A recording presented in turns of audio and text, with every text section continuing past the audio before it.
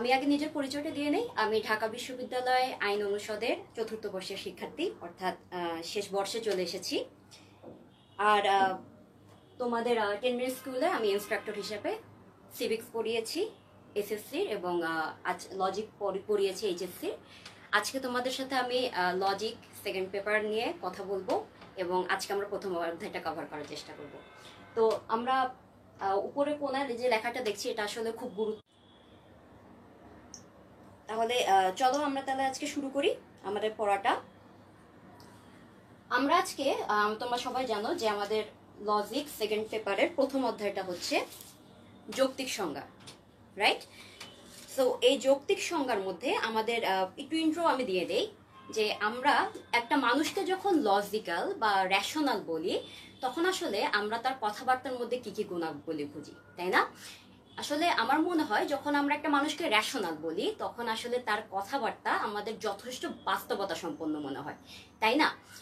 এই যে আমরা মানুষের কোন কথাগুলোকে বাস্তবতা সম্পন্ন বলি, কোন মানুষগুলোকে আমরা খুব কল্পনা বিলাসী বলি, বা আমরা বলি যে তাদের কথাবার্তা ঠিক নেই, আর তাদের থেকে আলাদা করে রাখি ওই মানুষগুলোকে যে যারা অনেক বাস্তবতা সম্পন্ন কথা বলে।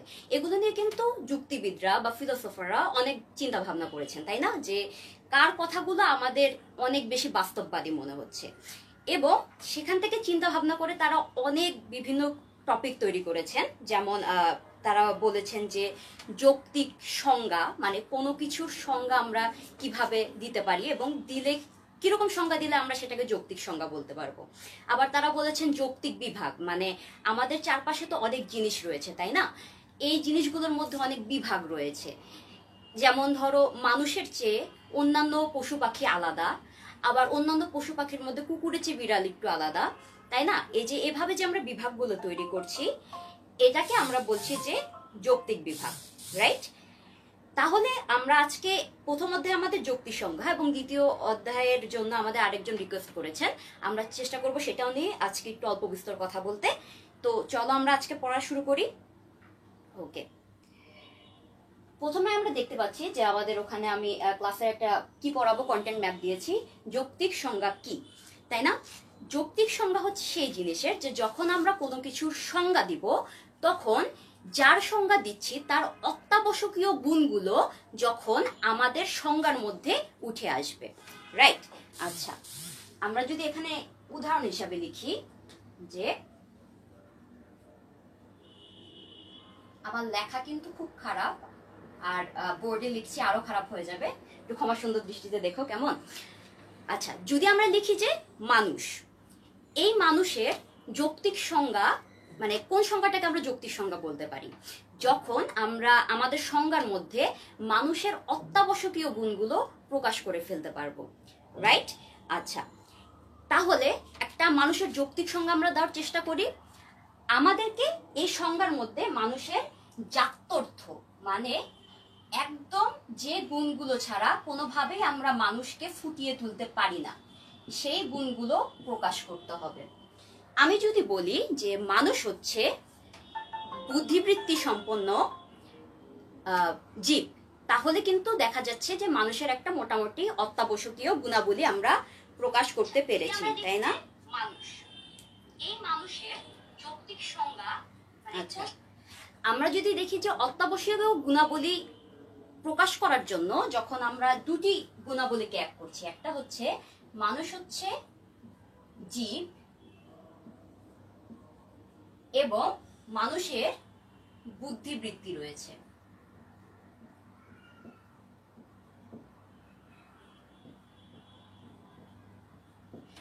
কেন আমরা বলছি যে এই দুটো অত্যাবশ্যকীয় গুণাবলী? দেখো, মানুষকে যদি আমরা শুধু জীব বলি, যে ধরো মানুষের সংজ্ঞাটা আমি এভাবে দিলাম যে মানুষ একটি জীব, তখন কিন্তু আমাদের মনে হতে পারে পৃথিবীতে আরো কয়েকশো কোটি ধরনের জীব আছে, তাই না? তার থেকে আমরা মানুষকে কিভাবে এখানে আলাদা করব? তখন আমাদের আরো একটা বিশেষ শব্দ নিয়ে আসতে হবে, সেটা হচ্ছে বুদ্ধিবৃত্তি। তার মানে যখন এই শব্দটা আমরা একত্রিত করব জীবের সাথে, তখনই আমরা দেখতে পারবো যে আমরা মানুষ নামক জাতিটাকে স্পেসিফাই করতে পারছি, তাই না? অন্যান্য অনেক জাতি থেকে আমরা আলাদা করে ফেলতে পারছি। তার মানে এই সংজ্ঞাটা হবে একটা যৌক্তিক সংজ্ঞা। এখন আমাদের সংজ্ঞার মধ্যে মাঝে মাঝে আমরা এমন কিছু কথাবার্তা বলে ফেলি যে কথাবার্তাগুলো না বললেও আমাদের সংজ্ঞাটা যৌক্তিক থাকে, কিন্তু ওই কথাবার্তাগুলো বলে ফেলার পর সংজ্ঞাটা আর যৌক্তিক থাকে না। আচ্ছা, যেমন ধরো আমরা যদি এরকম বলি যে মানুষ একটি বুদ্ধিবৃত্তি সম্পন্ন শিক্ষিত জীব, ধরো আমরা শিক্ষিত কথাটা অ্যাড করে দিলাম এর সাথে,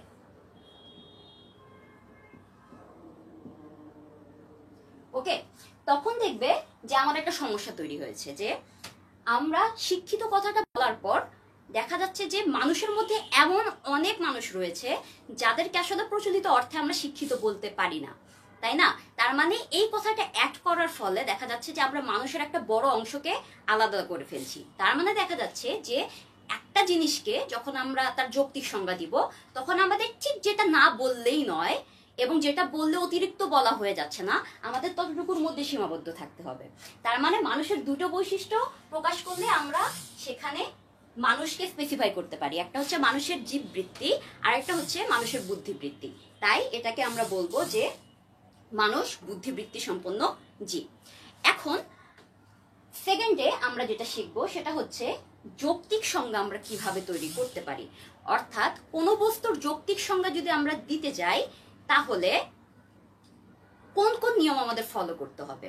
মোটামুটিরা যুক্তিবিদরা চিন্তা ভাবনা করে 5টি নিয়ম বের করেছেন যে যদি আমরা 5টি নিয়ম ফলো করি তাহলে সেটাকে আমরা আসলে যৌক্তিক সংজ্ঞার মানে সুন্দর যৌক্তিক সংজ্ঞা আমরা দাঁড় করাতে পারি। এই 5টি নিয়ম কি কি আমরা আজকে ধীরে ধীরে শিখে ফেলবো। ওকে, প্রথম নিয়মটা খুব সহজ। প্রথম নিয়মটা আমরা এই মানুষের জীববৃত্তি এবং বুদ্ধিবৃত্তি অর্থাৎ মানুষের সংজ্ঞা থেকেই শিখে ফেলতে পারবো।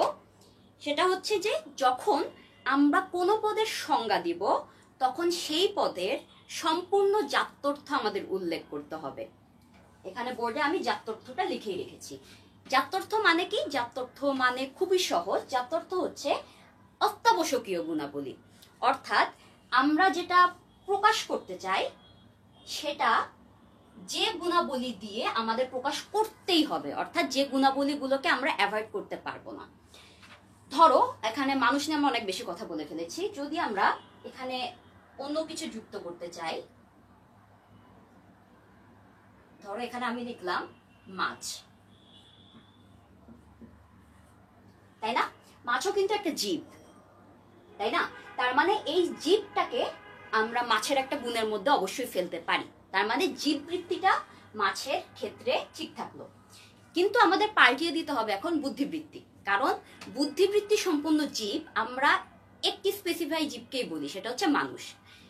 তার মানে এখানে আমাদের এমন কিছু একটা যুক্ত করতে হবে বুদ্ধিবৃত্তির বদলে, যখন আসলে বা যেটা দ্বারা আমরা বুঝতে পারবো যে এটি দ্বারা মাছকে খুব ভালোভাবে প্রকাশ করা যায়। যদি আমরা এখানে কয়েকটা জিনিস লিখি বা লিখে লিখে পরীক্ষা করি, যদি আমরা লিখি মাছ এমন একটি জীব যেটি পানিতে বাস করে,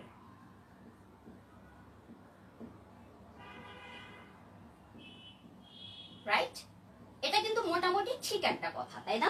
মাছ একটা জীব, সেটা পানিতে বাস করে, পানি ছাড়া অন্য কোথাও বাস করে না। বাট এখানে একটা সমস্যা হচ্ছে যে এই জীবটা পানিতে বাস করে, কিন্তু এই জীবের সাথে পানিতে আরো অনেক জীব বাস করে। যেমন আমরা জানি কিছু কিছু প্রাণী রয়েছে যারা পানিতে বাস করে কিন্তু মাছ নয়। সেরকম কি প্রাণী বড় একটা নাম, যদি আমরা এখানে বলি তিমি, তিমি কিন্তু এমন একটা প্রাণী। তিমি মাছ নয়, এটি একটি স্তন্যপায়ী প্রাণী এবং এটি পানিতে বাস করে।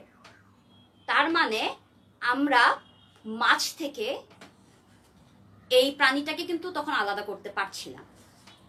সেজন্য আমরা বলতে পারছি যে তিমি যেহেতু পানিতে বাস করে এবং জীববৃত্তি সম্পন্ন এটার মধ্যে চলে আসছে, তাহলে আমরা মাছের এরকম একটা সংজ্ঞা দিতে পারি না। আবার শুধু কিন্তু তিমি না, আমরা জানি প্রচুর পরিমাণে জলজ উদ্ভিদ রয়েছে পানিতে, তাই না? এরাও কিন্তু জীবের অন্তর্গত, সো এরাও চলে আসবে তখন এই সংজ্ঞার মধ্যে। অর্থাৎ আমরা যদি বলি মাছ পানিতে বাস করে এমন একটি জীব, তখন কিন্তু আমরা এটার পরিপূর্ণ যুক্ত করতে পারছি না, তাই না? আমাদের এখানে নতুন কিছু যুক্ত করতে হবে। তাহলে ধরো আমরা মাছের এমন কি গুণাবলী পাবো যেটা আমাদেরকে মাছের পূর্ণ জাত্যর্থ প্রকাশ করবে যে কথা দ্বারা। এটা হতে পারে যে মাছ এমন একটি জীব যা পানিতে বাস করে, এটা বলারও দরকার নয়। আমরা যদি বলি যার ফুলকা আছে,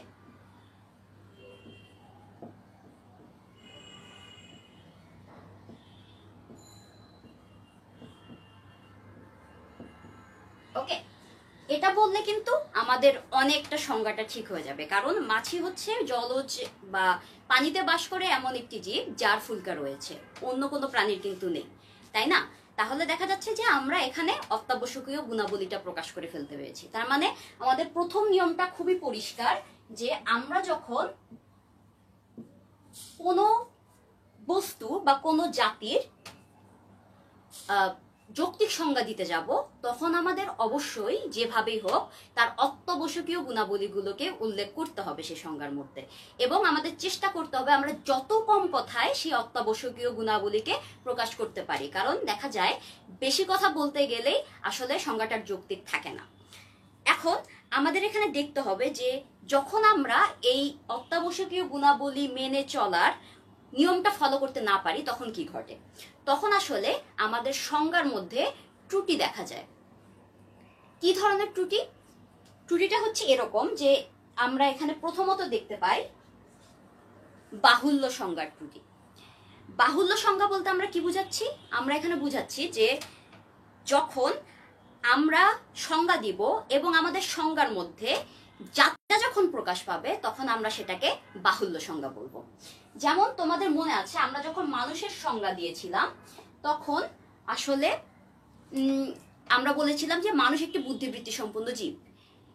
এরপরে যখন আমরা সংজ্ঞাটাকে চেঞ্জ করে বললাম মানুষ একটি বুদ্ধিবৃত্তি সম্পন্ন শিক্ষিত জীব, তখন দেখা গিয়েছে আমাদের সংজ্ঞাটা বাহুল্য সংজ্ঞা হয়ে গিয়েছে।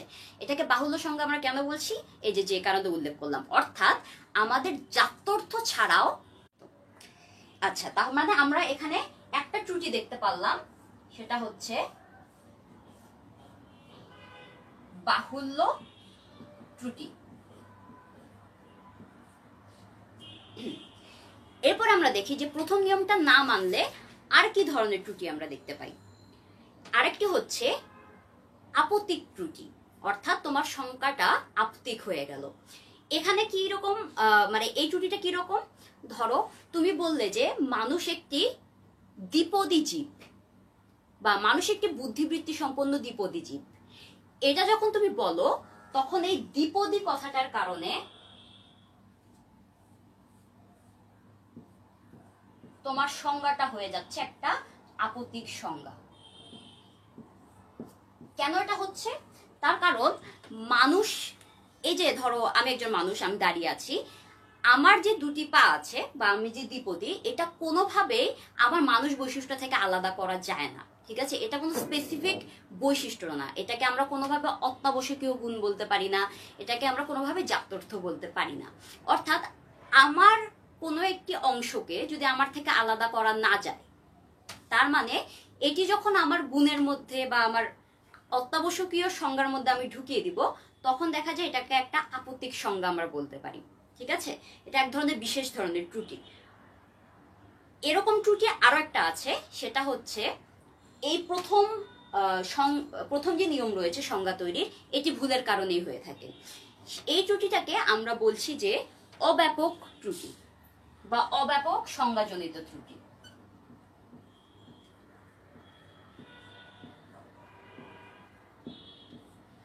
এই অব্যাপক সংজ্ঞায় কি হয়ে থাকে? অব্যাপক সংজ্ঞায় দেখা যায় যে আমাদের যে সংজ্ঞায় অতিরিক্ত গুণ রয়েছে, এই অতিরিক্ত গুণের কারণে আমরা যার পরিচয় প্রকাশ করতে যাচ্ছি তাকে তার পরিচয়টা ছোট করে ফেলছি। এই যে আমরা যখন বললাম যে মানুষ বুদ্ধিবৃত্তি সম্পন্ন শিক্ষিত জীব, এই কথাটা বলার কারণে আমরা মানুষের পরিচয়টাকে অব্যাপক করে ফেলছি। তার কারণ শিক্ষিত শব্দটা থাকার কারণে আমরা একটা বড় অংশের মানুষকে কিন্তু এক্সক্লুড করে দিচ্ছি, কারণ সব মানুষ কিন্তু শিক্ষিত নয়, তাই না? তাই মানুষের সংজ্ঞার মধ্যে আমরা আসলে এই মানুষ বুদ্ধিবৃত্তি সম্পন্ন শিক্ষিত জীব এই কথাটা বলতে পারি না। এটাকে আমরা বলছি অব্যাপক সংজ্ঞা। আর অতিব্যাপক সংজ্ঞা হচ্ছে এই অটাকে কেটে যদি আমি অতি লিখি তাহলে যেটা দাঁড়াবে সেটা হচ্ছে অব্যাপক সংজ্ঞার বিপরীত। তার মানে আমাদের সংজ্ঞায় প্রকাশ করার দরকার ছিল এরকম একটা বৈশিষ্ট্য আমরা সংজ্ঞায় যখন প্রকাশ করি না তখন অতি ব্যাপক সংজ্ঞা তৈরি হয়। মানুষ একটি জীব এটা যদি আমরা বলি তাহলে সেটা হবে অতি ব্যাপক সংজ্ঞা। তার কারণ যখন আমাদের সংজ্ঞাটা এমন হবে মানুষ একটি জীব, তখন কিন্তু ওই জীবের মধ্যে সব ধরনের জীবই কিন্তু আছে। এখানে মাছ আছে, এখানে পাখি আছে, এখানে অন্যান্য স্তন্যপায়ী প্রাণীরা রয়েছে। এদের মধ্যে থেকে মানুষ কিভাবে আলাদা এটা কিন্তু আমি কোনোভাবে সংজ্ঞায় প্রকাশ করতে পারিনি। আর যেহেতু পারিনি তখন দেখা গিয়েছে যে আমার সংজ্ঞাটা অতি ব্যাপক একটা সংজ্ঞায় পরিণত হয়েছে। অর্থাৎ জীবের মধ্যে যা যা কিছু আছে সবগুলোকে আমরা মানুষের সাথে মিলিয়ে ফেলছি, তাই না? তার মানে মানুষের পরিচয়টা অনেক ব্যাপক হয়ে গিয়েছে। এই কারণে এটাকে আমরা বলছি অতি ব্যাপক সংজ্ঞা। তার মানে আমরা কি দেখলাম যে আমাদের প্রথম যে নিয়মটা রয়েছে যৌক্তিক সংজ্ঞার, এই নিয়মটা পরিবর্তন হওয়ার সাথে যখন আমরা ফলো করি না যে আমাদেরকে যৌক্তিক সংজ্ঞায় শুধুমাত্র অত্যাবশ্যকীয় গুণাবলী প্রকাশ করতে হবে একটা জিনিসের, এটা ফলো না করলে এই চারটি ভিন্ন ভিন্ন ধরনের ত্রুটি আমরা দেখতে পাই। প্রথম ত্রুটিটা হচ্ছে বাহুল্য সংজ্ঞা তৈরি হতে পারে আমাদের।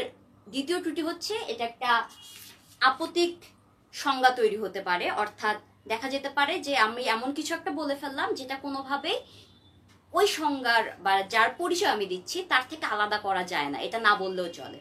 এবং অব্যাপক অতি ব্যাপক এটা তো আমরা বুঝে ফেললাম, তাই না? প্রয়োজনের চেয়ে বেশি গুণ প্রকাশ করে দিলে সেটা অব্যাপক হয়ে যায়, আর প্রয়োজনের চেয়ে কম গুণ প্রকাশ করলে সেটাকে হয়ে যায় অতি ব্যাপক সংজ্ঞা। ওকে, তার মানে প্রথম নিয়মটা আমরা মোটামুটি শিখে ফেলেছি। এবার যদি চলে যাই আমরা দ্বিতীয় নিয়মে, তাহলে দেখব যৌক্তিক সংজ্ঞার দ্বিতীয় নিয়মটা হচ্ছে এরকম যে আমরা যে পদের সংজ্ঞা দিব সেই সংজ্ঞাটাকে স্পষ্ট হতে হবে। এবং আরো একটা কথা আছে যে সংজ্ঞাটাতে আমরা যাতে রূপক শব্দ ব্যবহার না করি। দুটো শব্দ আমি ব্যবহার করেছি এখানে, তাই না? একটা হচ্ছে স্পষ্ট আর একটা হচ্ছে রূপক।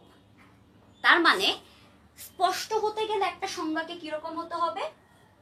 এটাকে অবশ্যই আমরা বুঝি এরকম শব্দ দ্বারা প্রকাশ করতে হবে।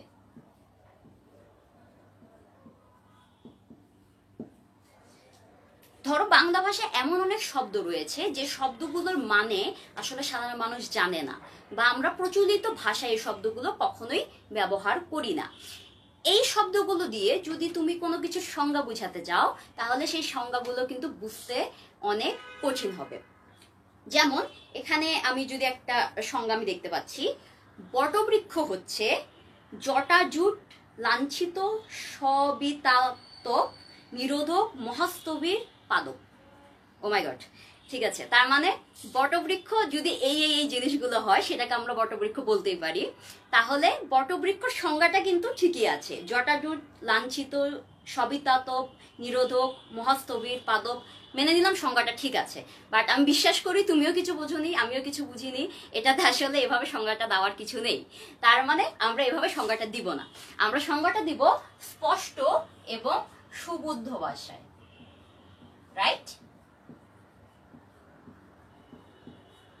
ওকে, তাহলে আমরা যদি বটবৃক্ষের সংজ্ঞাটা এভাবে দেই যে এটা বটবৃক্ষ হচ্ছে এক ধরনের উদ্ভিদ, তারপরে আমরা এটার সাথে এমন একটা কথা যুক্ত করলাম যেটা বটবৃক্ষের একটা কাছাকাছি তোমার গুণ প্রকাশ করে ফেলছে। যেমন আমরা জানি যে উদ্ভিদকে তিন ধরনের ভাগ করা যায়, তাই না? বৃক্ষ, গুল্ম এবং বিরুৎ। এই তিন ধরনের ভাগে বটবৃক্ষ কোন ভাগে পড়ে? বৃক্ষ শ্রেণীতে, তাই না? তাহলে আমরা বটবৃক্ষকে এভাবে কিন্তু প্রকাশ করতে পারি যে বট হচ্ছে বৃক্ষ জাতীয় উদ্ভিদ। এটা বললে যথেষ্ট ভালো করে বটের একটা গুণাবলী প্রকাশ পায়। তাহলে এত কঠিন যেটা আমরা বললাম এই সংজ্ঞাটা দেওয়ার আসলে প্রয়োজন নেই, এটা দিলে একটা দুর্বোধ্য সংজ্ঞা দাঁড়িয়ে যাচ্ছে।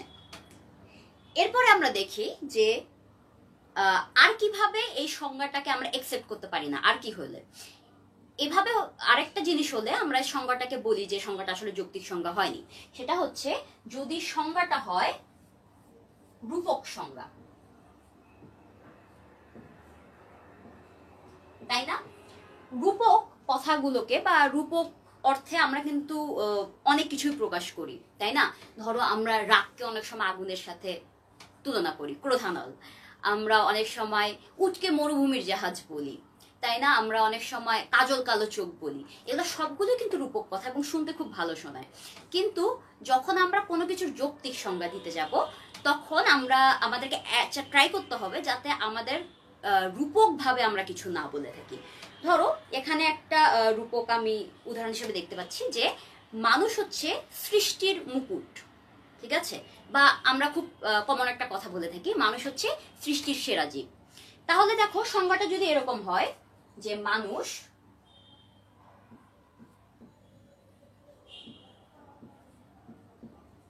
তারপর আমরা বললাম এটাকে সৃষ্টির মুকুট বা সৃষ্টির সেরা জীব, এটাকে কিন্তু আমরা আসলে তুলনা করছি, তাই না? মানুষ কিভাবে সেরা, কার সাথে তুলনা করে সেরা, এটা কিন্তু প্রত্যেকটাই এক ধরনের রূপক অর্থে কনভার্ট হয়ে যাচ্ছে। বা আমরা যদি বলি মানুষ সৃষ্টির মুকুট, এটাও কিন্তু একটা রূপক ধরনের কথা। এই ধরনের কথাবার্তা দ্বারা কিন্তু কখনোই আসলে একটা জিনিসের সঠিক সংজ্ঞা আমরা বুঝতে পারি না। আর যে কোনো জিনিস আমরা কেন যৌক্তিক সংজ্ঞা দিতে চাই, যাতে ওই জিনিসটার পরিচয় আমরা ঠিকঠাক মতো বুঝতে পারি, তাই না?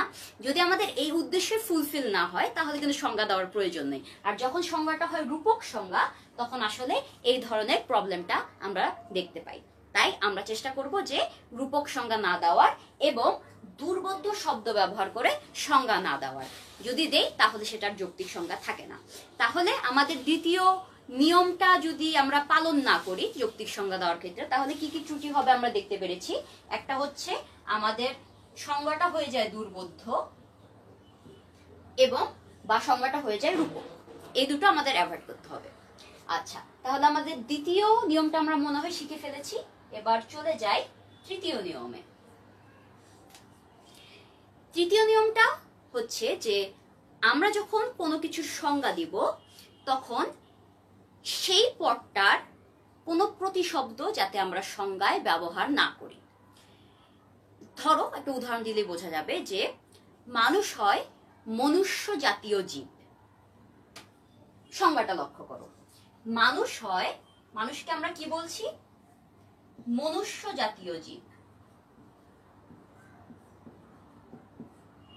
এই যে মনুষ্য জাতীয় কথাটা আমি ব্যবহার করলাম, একটু লক্ষ্য করো, মনুষ্য জাতীয় কথাটা কিন্তু মানুষেরই প্রতিশব্দ, তাই না?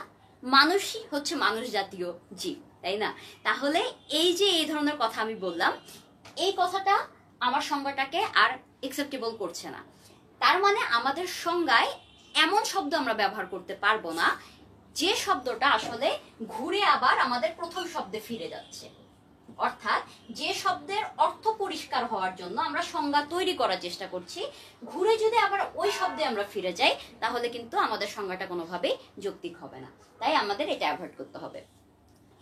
এরপরে এই যে এই নিয়মটা রয়েছে যে আমরা সংজ্ঞা যাতে প্রতিশব্দ ব্যবহার না করি, এই নিয়মটা যদি আমরা পালন না করি, তাহলে এই যে আমরা ঘুরতে থাকবো এক জায়গা থেকে আরেক জায়গায়, এবং এই ধরনের ত্রুটি তৈরি হয় বলে এইটাকে আমরা বলি চক্র ত্রুটিজনিত সংজ্ঞা। অর্থাৎ এখানে একটা চক্র তৈরি হয়ে গিয়েছে, এখান থেকে এখানে আবার এখানে।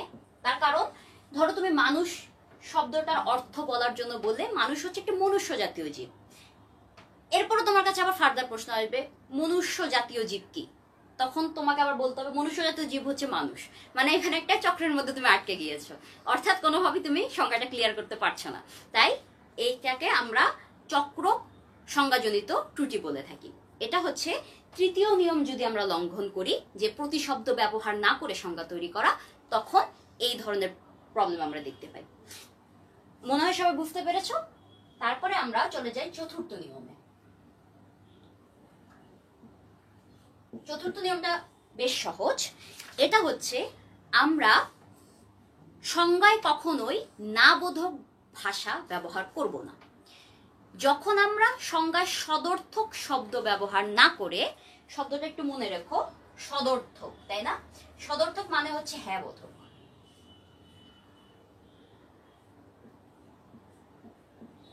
অর্থাৎ আমাদের সংজ্ঞায় ব্যবহার করা উচিত সদর্থক শব্দ। এটি ব্যবহার না করে আমরা যখন নয়অর্থক শব্দ ব্যবহার করি, অর্থাৎ না বোধক শব্দ ব্যবহার করি, তখন আমাদের যে ধরনের ত্রুটি দেখা যায় এটা হচ্ছে চতুর্থ নিয়ম বা চতুর্থ সংজ্ঞাজনিত ত্রুটি। এই দেখো, ধরো আমরা এভাবে বললাম যে ত্রিভুজ, ত্রিভুজের সংজ্ঞা দিতে যদি কি আমরা এরকম বলি, ত্রিভুজ হচ্ছে এমন একটি ক্ষেত্র বা এমন একটি সমতল ক্ষেত্র যেটি চতুর্ভুজ নয়। এই ধরনের সংজ্ঞা যখন আমরা দিব তখন দেখো আমাদেরকে একটা না বোধক শব্দ ব্যবহার করতে হচ্ছে। তার মানে ত্রিভুজ যে চতুর্ভুজ না এটা আমরা জানি। এই কথাটা যখন আমরা সংজ্ঞা হিসেবে ব্যবহার করব তখন আসলে আমরা একটা লুপের মধ্যে পড়ে যাচ্ছি, কারণ এরপরে আবার আমাদের চতুর্ভুজ কি এটা সম্পর্কে জানতে হবে। এবং চতুর্ভুজ না কিন্তু ত্রিভুজও না, এরকম আরো অনেক কিছু আছে, পঞ্চভুজ আছে, তাই না, এবং বহুভুজ আছে। তার মানে দেখা যাচ্ছে যে ত্রিভুজ দ্বারা, ত্রিভুজের সংজ্ঞা যখন আমরা বলবো চতুর্ভুজ না, তখন আসলে কখনোই আমরা ত্রিভুজের সংজ্ঞাটা দিতে পারছি না।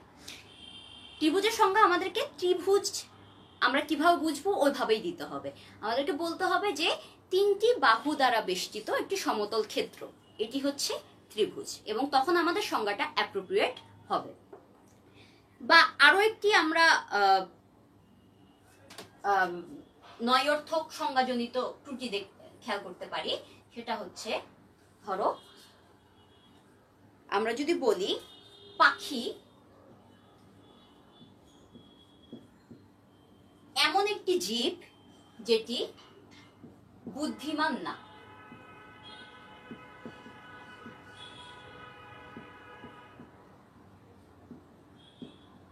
তার মানে কি হলো, আমরা পাখিকে প্রকাশ করছি এভাবে যে এটি একটি জীব যার কোনো বুদ্ধি নেই, তাই না। পাখি এরকম অবশ্যই, মানে আমরা বুদ্ধিবৃত্তির যে প্যারামিটারটা ধরি এই প্যারামিটারে আমরা শুধু মানুষকে বুদ্ধিমান মনে করি, অন্য কোনো জীবকে মনে করি না। কিন্তু এই সংজ্ঞাটা দ্বারা আমরা আসলে পাখির বৈশিষ্ট্য বা পাখিকে ক্লিয়ার করতে পারিনি। আমাদেরকে এখানে ধরো পাখি বুদ্ধিমান নয়, ইটস ফাইন, বাট আরো অনেক জীব রয়েছে যেটি একই সাথে এই গোত্রের মধ্যে পড়ে যায়, বুদ্ধিমান না। এখানে মাছ রয়েছে, এখানে ডাইনোসর রয়েছে, এখানে তোমার আরো এখানে উদ্ভিদ রয়েছে, অনেক কিছুই কিন্তু রয়েছে, তাই না। অনেক কিছু মানুষের প্যারামিটারে বুদ্ধিমান না। শুধুমাত্র পাখিকে এই ইয়ার মধ্যে ক্যাটাগরির মধ্যে ফেললে কিন্তু আমরা পাখির যৌক্তিক সংজ্ঞা দিতে পারছি না। তার মানে আমাদের কথাটা খুব ক্লিয়ার, আমরা যাতে সংজ্ঞায় না বোধক শব্দ ব্যবহার না করি। আমরা যদি এটা বলি যে পাখি এমন একটি জীব যা উড়তে পারে, তখন কিন্তু আমাদের সংজ্ঞাটা অনেক বেশি ক্লিয়ার, তাই না। তাহলে দেখো আমরা পাখির জাত্যর্থ প্রকাশ কিন্তু করে ফেলেছি, এটা জীববৃত্তি রয়েছে এবং এটার একটা ইউনিক বৈশিষ্ট্য রয়েছে যে সব প্রাণীর মধ্যে শুধুমাত্র এই প্রাণীটাই আকাশে উঠতে পারে। তার মানে এই দুটো বৈশিষ্ট্যের সমন্বয়ে তৈরি হচ্ছে পাখি, এবং আমরা কিন্তু এখানে নাবোধক শব্দ ব্যবহার করিনি। চতুর্থ সংজ্ঞাজনিত ত্রুটিও আমরা শিখে ফেললাম, চতুর্থ নিয়মটা কি এটাও আমরা শিখে ফেলেছি। তাহলে এখন আমরা চলে যাই আমাদের সর্বশেষ নিয়মে, তাই না।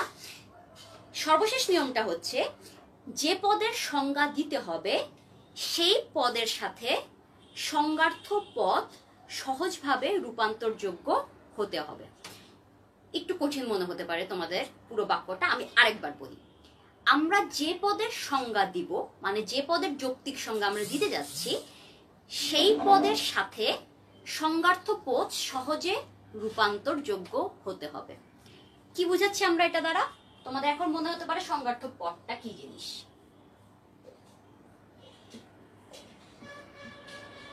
সংজ্ঞার্থ পদ, সংজ্ঞার্থ পদ হচ্ছে সেই পদ, যে পদগুলো বা যে শব্দগুলো আমরা কোনো কিছু সংজ্ঞা দিতে গিয়ে ব্যবহার করি। আর সংজ্ঞেয় পদ হচ্ছে এটার উল্টো। ধরো আমরা যখন বলি মানুষ, মানুষ হচ্ছে বুদ্ধিবৃত্তি সম্পন্ন জীব। এই হচ্ছে আগে যে মানুষ শব্দটা রয়েছে, মানুষ অর্থাৎ যার সংজ্ঞা আমরা দিচ্ছি, সেটি হচ্ছে সংজ্ঞেয় পদ, অর্থাৎ এটির সংজ্ঞা দিতে আমরা প্রস্তুত হচ্ছি। এবং হচ্ছের পরে আমরা যতগুলো শব্দ ব্যবহার করি বুদ্ধিবৃত্তি সম্পন্ন জীব, সেই সবগুলো হচ্ছে সংজ্ঞার্থ পদ। তার মানে আমরা বুঝতে পেরেছি সঙ্গেয় পদ সংজ্ঞার্থ পদ কোনটা। এখন আমরা এই নিয়মটা আরেকবার পড়ি, যে আমরা যে পদের সংজ্ঞা দিব অর্থাৎ সঙ্গেয় পদ, সেই পদের সাথে সংজ্ঞার্থ পদ সহজে রূপান্তরযোগ্য হতে হবে। তার মানে কি, খুবই সহজ, এটা সমান এটা। তার মানে আমরা যদি এই দুটো জিনিসের মধ্যে একটা ইকুয়াল চিহ্ন দিয়ে দেই, তাহলে যাতে আমাদের সংজ্ঞাটা ভুল না হয়। তাহলে আমরা যদি এভাবে লিখি যে মানুষ সমান বুদ্ধিবৃত্তি সম্পন্ন জীব,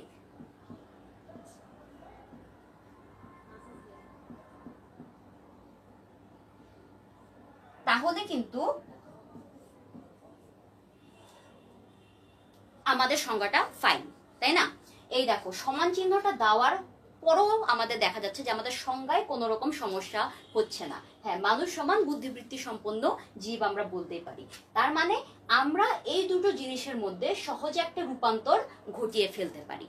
যদি আমরা এটা না পারি, তাহলে কিন্তু আমাদের পঞ্চম সংজ্ঞার যে পঞ্চম নিয়মটা রয়েছে, এটা আসলে পূরণ হচ্ছে না।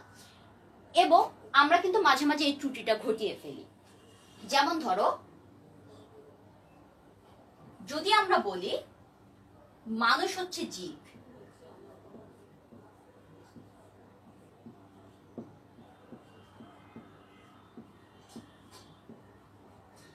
আমাদের সংজ্ঞা যদি এরকম হয়ে থাকে মানুষ হচ্ছে একটি জীব, তখন আসলে এই সংজ্ঞাটাকে আমরা বলছি অতি ব্যাপক সংজ্ঞা। আমরা কিন্তু আবার প্রথম নিয়মে যে ত্রুটিগুলো আমরা দেখতে পাই সেখানে ফিরে যাচ্ছি, তাই না? এটা একটা অতি ব্যাপক সংজ্ঞার উদাহরণ।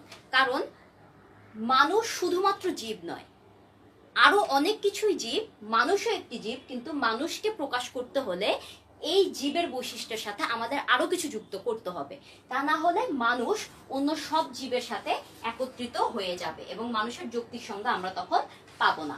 তাই এটাকে আমরা বলছি যে এটা একটা অতি ব্যাপক সংজ্ঞা এবং এটি সহজে রূপান্তরযোগ্য না। মানুষকে কিন্তু আমরা জীবের সাথে সহজে রূপান্তর করতে পারছি না। তার মানে আমাদের সংজ্ঞেয় পদ এবং সংজ্ঞার্থ পদ রূপান্তরযোগ্য হচ্ছে না। আবার এটির উল্টো যদি আমরা করি, আমরা আবার শুরুর কথাগুলো মনে করার চেষ্টা করি। আমরা কি বলেছিলাম? মানুষ একটি বুদ্ধিবৃত্তি সম্পন্ন শিক্ষিত জীব। যখন আমরা এই জীবের সাথে বুদ্ধিবৃত্তি লাগাবো, তখন ইটস ফাইন, মানুষের সকল বৈশিষ্ট্য এটাকে ধারণ করছে, এই দুটো কথাকে, যে এটি একটি জীব এবং এটির বুদ্ধিবৃত্তি রয়েছে। কিন্তু এই কথার সাথে যখন আমি শিক্ষিত শব্দটা লাগাবো, তখন আসলে এই ইকুয়াল চিহ্নটা আমি দিতে পারবো না। তার কারণ সব মানুষ এই 3 নাম্বার বৈশিষ্ট্যটা ধারণ করে না, তাই না? তার মানে ইকুয়াল চিহ্ন দিয়ে আমি এটাকে প্রকাশ করতে পারবো না। এবং এই জিনিসটা, এই পাশের ইকুয়াল চিহ্নর এই পাশের জিনিস এবং এই পাশের জিনিস, সংজ্ঞেয় পদ এবং সংজ্ঞার্থ পদ, তখন আর রূপান্তর যোগ্য থাকছে না। এই কারণে এভাবে আমাদের পঞ্চম সংজ্ঞা মেনে না নিলে একটা বড় ত্রুটি তৈরি হয়। তো আমার মনে হয় যে তোমাদের প্রথম নিয়ম থেকে পঞ্চম নিয়ম পর্যন্ত যতগুলো সংজ্ঞা আছে সেগুলো আমরা শিখে ফেলতে পেরেছি এবং এখানে যে ত্রুটিগুলো তৈরি হয় সেগুলো আমরা দেখে ফেললাম। তোমাদের তাহলে একটা মানুষের যৌক্তিক সংজ্ঞা আমরা দেওয়ার চেষ্টা, তোমাদের যদি এইগুলো নিয়ে কোনো প্রশ্ন থাকে তাহলে তোমরা আমাকে কমেন্ট বক্সে করতে পারো। আর আমি হচ্ছে কি এখন এই লাস্ট পয়েন্টে চলে এসেছি, সেটা হচ্ছে যৌক্তিক সংজ্ঞার সীমাবদ্ধতা। আমরা এই যে এতক্ষণ অনেকগুলো কথা বলেছি, তাই না? যৌক্তিক সংজ্ঞা কি, যৌক্তিক সংজ্ঞা কিভাবে তৈরি করতে হয়, কি কি নিয়মে তৈরি করতে হয় সেগুলো, এবং এই নিয়মগুলো মেনে না চললে আমরা কি কি ত্রুটি দেখতে পারি। প্রত্যেকটা 5টা নিয়ম রয়েছে, 5টা নিয়মের কোনোটাই মেনে না চললে দেখা যায় ভিন্ন ভিন্ন কিছু ত্রুটি আমরা দেখতে পাই। আমরা বাহুল্য সংজ্ঞাজনিত ত্রুটি দেখতে পাই, অতি ব্যাপক, অব্যাপক, অনেক ধরনের ত্রুটি আমরা দেখতে পাই, চক্রক সংজ্ঞাজনিত এখানে ত্রুটি তৈরি হয়। এত সব নিয়ম মেনে নিয়ে আমরা যখন সংজ্ঞা তৈরি করি, তারপরও দেখা যায় আমাদের সংজ্ঞায় কিছু সীমাবদ্ধতা রয়ে যায়। কারণ এই 5টা নিয়ম মেনে সংজ্ঞা তৈরি করলেও আমরা দেখা যায় একদম মানে ঠিকঠাক যে সবকিছু হলো বিষয়টা তা না।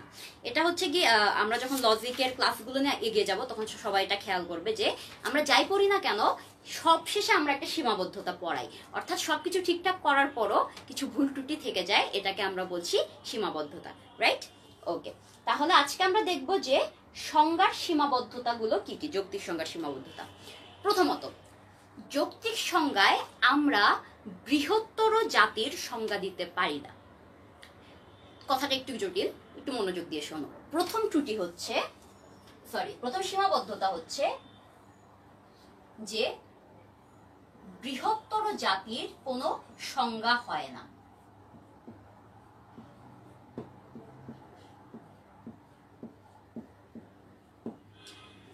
আচ্ছা, উদাহরণ দিলে তোমাদের কাছে বিষয়টা ক্লিয়ার হবে। যখন আমরা মানুষের সংজ্ঞা দেই বা যখন আমরা মাছের সংজ্ঞা দেই, আমরা পাখির সংজ্ঞা দেই, তখন কিন্তু দেখা যায় যে আমরা সে কোন জাতির অন্তর্গত সেটাকে প্রকাশ করার চেষ্টা করি, তাই না? যেমন মানুষ জীব জাতির অন্তর্গত, পাখি জীব জাতির অন্তর্গত, মাছ জীব জাতির অন্তর্গত। আমরা যদি এখন করোনা ভাইরাসের সংজ্ঞা দিতে যাই তাহলে আমরা দেখতে পাবো যে আমাদেরকে এভাবে প্রকাশ করতে হবে, করোনা এমন একটি ভাইরাস। তার মানে দেখো আমরা করোনাকে কিন্তু একটা জাতির মধ্যে ফেলে দিচ্ছি, তাই না? এটিরও একটি জাতি রয়েছে।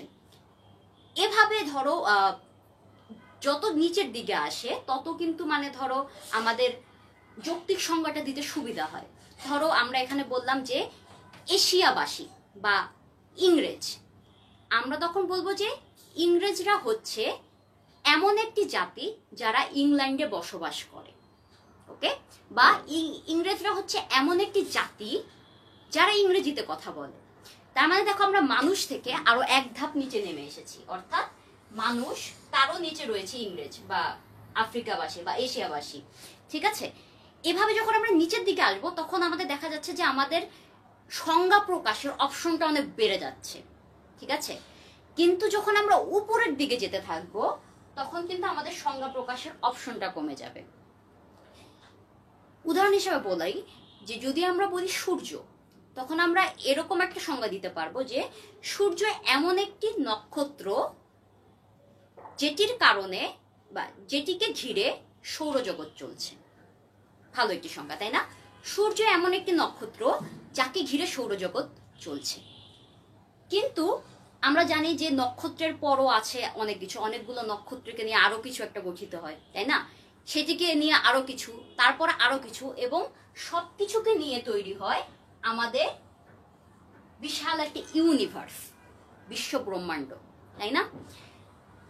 এই যে এতগুলো আমি কথা বললাম তার কারণ হচ্ছে এই যে বৃহত্তর জাতিটা রয়েছে, ইউনিভার্স, এই পৃথিবীতে যা কিছু আছে, এই মহাকাশে যা কিছু আছে, সবকিছু ইউনিভার্সের অন্তর্গত।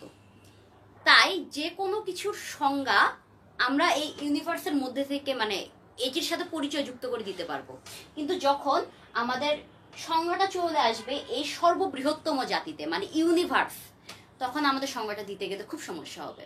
হোয়াট ইজ ইউনিভার্স, মানে ইউনিভার্স কি, এটার যৌক্তিক সংজ্ঞা দেওয়াটা খুব টাফ। বা ফিলোসফাররা বা যুক্তিবিদরা বলে থাকে যে যেহেতু এটি বৃহত্তম জাতি, ইউনিভার্সের যৌক্তিক সংজ্ঞা দেওয়া আমাদের পক্ষে সম্ভব না। তার মানে যৌক্তিক সংজ্ঞা অন্যতম সীমাবদ্ধতা হচ্ছে যে এখানে নিম্নতর জাতির সংজ্ঞা দেওয়া যায়, কিন্তু বৃহত্তর মানে সর্ববৃহত্তর জাতির এখানে কোনো সংজ্ঞা হয় না। তার মানে এটা একটা বড় সীমাবদ্ধতা, রাইট? ওকে, এরপরে চলে যাই আমাদের দ্বিতীয় সীমাবদ্ধতায়। এটা খুব ইন্টারেস্টিং, সেটা হচ্ছে আমরা কোনো নামবাচক শব্দের যৌক্তিক সংজ্ঞা তৈরি করতে পারবো না। নামবাচক শব্দ মানে কি, এই যে ধরো আমার যে নামটা আছে এখানে তাসনিম হালিম মিম, এর কোনো যৌক্তিক সংজ্ঞা নেই।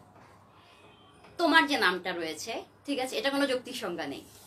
এই যে এখানে ধরো আমরা লিখলাম ডোনাল্ড ট্রাম্প,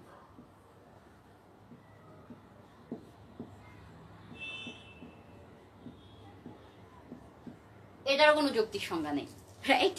আচ্ছা, কেন এরকম কোনো যৌক্তিক সংজ্ঞা নামবাচক শব্দ থাকে না?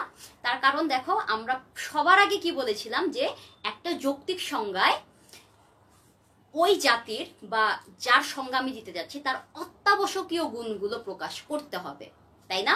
এখন স্পেসিফিকলি যদি আমরা নির্দিষ্ট নামের কাউকে প্রকাশ করতে চাই, ধরো এখানে আমি তাসনিম হালিম মিম বা এখানে ডোনাল্ড ট্রাম্প, এনাদের যৌক্তিক সংজ্ঞা যদি আমি দিতে যাই, আমরা কখনোই অত্যাবশ্যকীয় গুণগুলো খুঁজে পাবো না। হ্যাঁ, আমরা জীব, কিন্তু পৃথিবীর 700 বিলিয়ন মানুষ যে আছে তারা সবাই জীব, ঠিক আছে, বা তারা সবাই মানুষ, আমরা দুজনও মানুষ। এরপরে কোনটি প্রকাশ করলে আমরা আমাদের আসলে অত্যাবশ্যকীয় গুণটা প্রকাশ করতে পেরেছি, এটা আসলে বলা খুবই টাফ। তাই এটা ক্লিয়ার যে আসলে নামবাচক শব্দের কোনো যৌক্তিক সংজ্ঞা হয় না। তাহলে কোন শব্দগুলোর যৌক্তিক সংজ্ঞা হয়? যৌক্তিক সংজ্ঞা দেওয়া যায় শুধুমাত্র জাতিবাচক শব্দের। অর্থাৎ ধরো আমাকে সহ বাংলাদেশের সকল মানুষকে যখন আমরা একটা জাতির মধ্যে ফেলবো এবং আমরা এই জাতির নাম দিব বাংলাদেশি,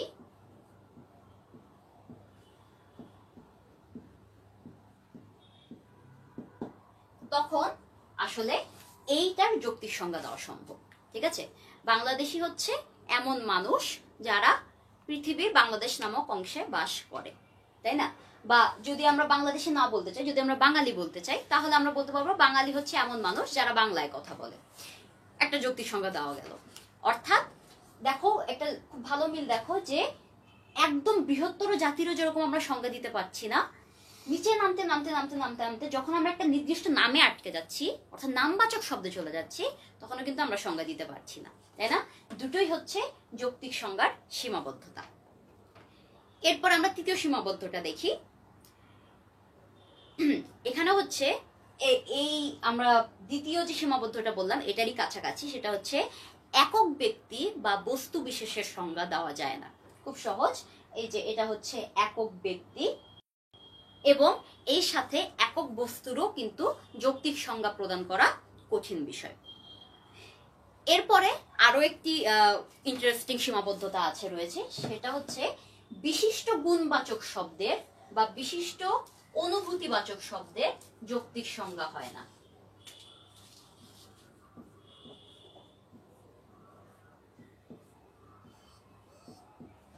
গুণ বা অনুভূতি বলতে আমরা কি বোঝাই, একটা উদাহরণ যদি আমরা দেই, ধরো অনুভূতি বলতে আমি ধরো বললাম রাগ, ঠিক আছে, বা আনন্দ বা বেদনা। আবার গুণ বলতে ধরো আমি বললাম যে সততা বা পরিশ্রম করার ক্ষমতা, ঠিক আছে, বা কর্মঠতা। এই যে গুণগুলো বললাম বা এই যে অনুভূতিগুলো বললাম, এগুলোর কোনোটারই যৌক্তিক সংজ্ঞা দেওয়া সম্ভব না। এগুলোর কেন যৌক্তিক সংজ্ঞা দেওয়া সম্ভব না? তার কারণ আমরা ওই যে ওটা বললাম যে যৌক্তিক সংজ্ঞা দিতে গেলে অত্যাবশ্যকীয় গুণ বা অত্যাবশ্যকীয় বৈশিষ্ট্যগুলো প্রকাশ করতে হয়, তাই না? এখানে আমরা যেগুলো দেখছি গুণ বা অনুভূতি, এগুলো ইটসেলফ বৈশিষ্ট্য, ঠিক আছে, মানে এগুলোই বৈশিষ্ট্য। আমরা অন্য কিছু যদি বা অন্য কিছুর যৌক্তিক সংজ্ঞা যদি দিতে চাই, তাহলে আমরা এই জিনিসগুলো ব্যবহার করতে পারবো, কিন্তু ইটসেলফ এই জিনিসগুলোর সংজ্ঞা দেওয়া আমাদের পক্ষে সম্ভব না, বা সংজ্ঞা দিলেও সেটা আসলে যৌক্তিক থাকবে না। তাই এটাকে আমরা বলছি যে গুণবাচক বা অনুভূতিবাচক শব্দের সংজ্ঞা দেওয়া সম্ভব হয় না। এবং সর্বশেষ আরেকটা সীমাবদ্ধতা রয়েছে, সেটা হচ্ছে বিশ্বসত্তার কিছু অপরিহার্য ধারণা রয়েছে, যে ধারণাগুলোর যৌক্তিক সংজ্ঞা বের করা এখনো সম্ভব হয়নি। খুব সহজ একটা উদাহরণ রয়েছে ঈশ্বর। তার মানে এই ঈশ্বরের সংজ্ঞা আমরা কি দিব বা ঈশ্বরের যৌক্তিক সংজ্ঞা কি হবে, এটা এখনো আমাদের কাছে ক্লিয়ার না, ঠিক আছে। এরকম আরো একটা শব্দ আছে, সেটা হচ্ছে আত্মা।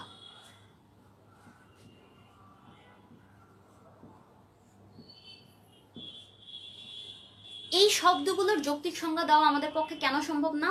কারণটা খুব ইজি। তার কারণ হচ্ছে এই জিনিসগুলোর ঈশ্বর বা আত্মা এগুলো কেমন হবে বা এগুলোর অপরিহার্য গুণাবলী কি কি, কোন বৈশিষ্ট্যগুলো আমরা যদি এগুলোর সাথে অ্যাড করি বা এদের সাথে যদি অ্যাড করি, তাহলে আমরা বলতে পারবো সংজ্ঞাটা যৌক্তিক হয়েছে। এ ব্যাপারে কোনো মানুষই এখন পর্যন্ত শিওর না, অর্থাৎ আমরা এ ব্যাপারে একদম কনফার্ম হতে পারিনি। তাই ফিলোসফাররা বলে থাকেন যে বিশ্বসত্তার এই বিষয়গুলোর আসলে যৌক্তিক সংজ্ঞা দেওয়া সম্ভব নয়। আরো একটা বিষয়ের যৌক্তিক সংজ্ঞা দেওয়া সম্ভব, মানে না বলে অনেকে মনে করেন, সেটা হচ্ছে সময় বা কাল। সময় বা কালের যৌক্তিক সংজ্ঞা দেওয়া কেন পসিবল না? আমরা তো বলতেই পারি যে সময়কে তো আমরা মাপতে পারি, যে বা সময়কে তো আমরা খুব সহজভাবে প্রকাশ করতে পারি। আমাদের ঘড়ির কাঁটা যখন আস্তে আস্তে আস্তে আস্তে 60 বার ঘোরে তখন হয় 1 মিনিট, তারপর আরো আস্তে আস্তে যখন আবার 60 বার ঘোরে তখন হয় 1 ঘন্টা, তাই না? আবার 24 বার যদি বড় কাঁটাটা ঘোরে তখন হয় 1 দিন। অর্থাৎ সময়কে তো আমরা মাপতে পারি, ঠিক আছে? সমস্যাটা হচ্ছে এই মাপদণ্ডটা আসলে আমরা বের করেছি, তাই না? আমরা ধরে নিয়েছি যে এই কাঁটাটা 60 বার ঘুরলে আমরা ধরে নেব 1 মিনিট হয়েছে, ঠিক আছে? যদি আমরা না ধরতাম, আমরা ধরলাম যে এটা এই কাঁটাটা 65 বার ঘুরলে আমরা ধরবো 1 মিনিট হয়েছে, তাহলে আমাদের কে মানা করতো? কেউ কিন্তু মানা করতো না, তাই না? যদি মানে যখন থেকে সময় আমরা মাপা শুরু করেছি তখন থেকে যদি আমরা এই নিয়মটাই মেনে নিতাম যে এটা 65 বার ঘুরলে 1 মিনিট হবে, তখন কিন্তু আমরা এই নিয়মটাই মেনে চলতাম। আবার যদি আমরা ধরে নিতাম এটা 5 বার ঘুরলে 1 মিনিট হবে, তখনও কিন্তু আমরা এই নিয়মটাই মেনে চললাম। অর্থাৎ এটা মাপার যে বিষয়টা রয়েছে সেটা সম্পূর্ণ আমাদের উপর ডিপেন্ড করছে, তাই না? তার মানে ফিলোসফাররা বলেছেন সময় এমন একটা জিনিস যেটাকে আসলে আমরা কোনোভাবেই এটাকে সংজ্ঞার মধ্যে ফেলতে পারবো না। এটার অত্যাবশ্যকীয় গুণাবলী কি, এখানেই আসলে আমাদের সময়ের কেন আমরা যৌক্তিক সংজ্ঞা দিতে পারবো না এটা ডিপেন্ড করছে। যে সময়ের অত্যাবশ্যকীয় গুণাবলী আমরা কিভাবে প্রকাশ করব এ ব্যাপারে আমাদের কোনো আইডিয়া নেই। তাই সময়, ঈশ্বর, আত্মা, সময় না বলে আমরা যদি কাল বলি, এই জিনিসগুলোর যৌক্তিক সংজ্ঞা দেওয়া সম্ভব নয়। তোমরা তোমাদের অবজেক্টিভের জন্য কিন্তু এই বিষয়গুলো একটু মাথায় রাখতে পারো, তাই না? যে কোন কোন জিনিসের যৌক্তিক সংজ্ঞা আমরা দিতে পারি না সীমাবদ্ধতার কারণে। আমরা কোন জিনিসের যৌক্তিক সংজ্ঞা দিতে পারি না? আমরা দিতে পারি না বৃহত্তর জাতির, ধরো ইউনিভার্স বা বিশ্ব ব্রহ্মাণ্ড। আমরা দিতে পারি না খুবই ক্ষুদ্রতর জাতির, মানে নিচে নামতে নামতে যেগুলো নাম পর্যায়ে চলে এসেছে, ব্যক্তির নাম, বস্তুর নাম, এগুলোর যৌক্তিক সংজ্ঞা আমরা দিতে পারি না। আমরা যৌক্তিক সংজ্ঞা দিতে পারি না অনুভূতির, রাগ, দুঃখ, কষ্ট, বেদনা, এসবের যৌক্তিক সংজ্ঞা আমরা পারি না দিতে। বা আমরা গুণের যৌক্তিক সংজ্ঞা দিতে পারি না, সত্যবাদিতা, কর্মঠতা, সময়ানুবর্তিতা, এগুলোর যৌক্তিক সংজ্ঞা নেই আমাদের কাছে। এবং সর্বশেষ কিছু বিশেষ শব্দ যে আমরা লিখেছিলাম, যুগ, এগুলোর আসলে যৌক্তিক সংজ্ঞা পায় না। আচ্ছা, তাহলে আমরা মোটামুটি ভাবে যৌক্তিক সংজ্ঞা কি, যৌক্তিক সংজ্ঞা কিভাবে তৈরি করতে হয়, কোন নিয়মগুলো মেনে তৈরি করতে হয়, সেই নিয়মগুলো না মানলে কি কি ত্রুটি তৈরি হয়, এবং সব নিয়ম মানার পরেও আমাদের সংজ্ঞায় কি কি সীমাবদ্ধতা থেকে যায়, আমরা সবই কিন্তু শিখলাম, তাই না? এখন আমি আর ছোট করে 2 মিনিটের মধ্যে শেষ করে দিব। আমাদের একটু জানা দরকার যে যৌক্তিক সংজ্ঞা আসলে কেন এত ইম্পর্টেন্ট। আমরা এই যে আধা ঘন্টারও বেশি সময় ধরে পড়ছি, কেন পড়ছি এটা?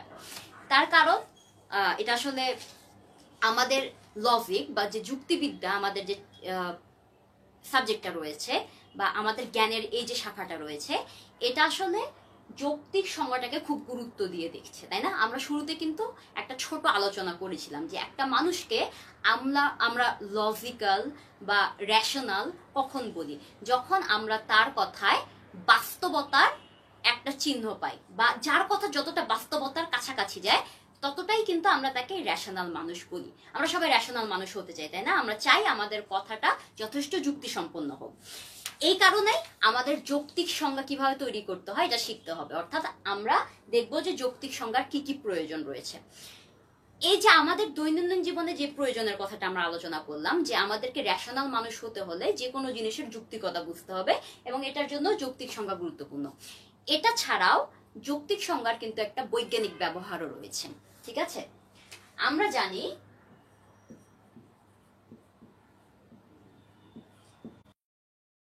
আমরা জীব বলো বা জড় বলো, বিভিন্ন জিনিসকে বিভিন্নভাবে ভাগ করে থাকি, তাই না? যেমন আমরা কিন্তু জীবকে 5টা ভাবে, প্রথমে দেখো আমরা এভাবে ভাগ করি, সেটা হচ্ছে জীব মানে যার জীবন রয়েছে, তাই না? এরপরে ভাগটা দেখো, উদ্ভিদ, তারও জীবন রয়েছে, প্রাণী, তারও জীবন রয়েছে, তাই না? এরপরে দেখো ধীরে ধীরে ভাগ হওয়া কিন্তু শুরু হলো। আমরা উদ্ভিদের এখানে আরো একটা ভাগ দিয়ে দিতে পারি, নিচে আসতে পারি আমরা সপুষ্পক উদ্ভিদ, এ পাশে আসতে পারি অপুষ্পক উদ্ভিদ, তাই না? যাদের ফুল হয় আর যাদের ফুল হয় না। প্রাণীর এখানে আমরা ভাগ করতে পারি। আমরা এখানে ভাগ করি হচ্ছে স্তন্যপায়ী, তারপরে হচ্ছে তোমার পাখি, মাছ, তারপরে এভাবে কিন্তু আমরা ভাগ করি, ঠিক আছে? মেরুদণ্ডী প্রাণী, অমেরুদণ্ডী প্রাণী, এরকম নানা রকম ভাবে কিন্তু আমরা ভাগ করে থাকি, তাই না? এই যে ভাগগুলো আমরা করেছি, এই ভাগগুলোর প্রভাব কিন্তু যৌক্তিক সংজ্ঞায় গিয়ে পড়ে, তাই না? মানুষকে যদি আমরা মেরুদণ্ডী প্রাণী না বলে অমেরুদণ্ডী প্রাণী বলি, তাহলে কিন্তু মানুষের সংজ্ঞাটা আর যৌক্তিক থাকছে না। অর্থাৎ আমরা যৌক্তিক সংজ্ঞায় সবসময় বৈজ্ঞানিকভাবে যে শ্রেণী বিভাগটা করা হয়েছে, সেটা প্রাণীর হোক বা উদ্ভিদের হোক বা যে কোনো বিষয়ের হোক, আমরা কিন্তু সেটা মেনে চলার চেষ্টা করি, রাইট? ঠিক এইভাবে আমরা যখন কোনো কিছুর একটা সংজ্ঞা দিব, রাইট, একটু মনোযোগ দিয়ে লক্ষ্য করো, সংজ্ঞায় আমরা বৈজ্ঞানিক ভাগটা মেনে চলি, আবার যখন আমরা কোনো কিছুর সংজ্ঞা দিব, সেই সংজ্ঞা থেকেই সেটা বৈজ্ঞানিক ভাগের মধ্যে কোন ভাগে পড়েছে সেটা কিন্তু বোঝা যায়, তাই না?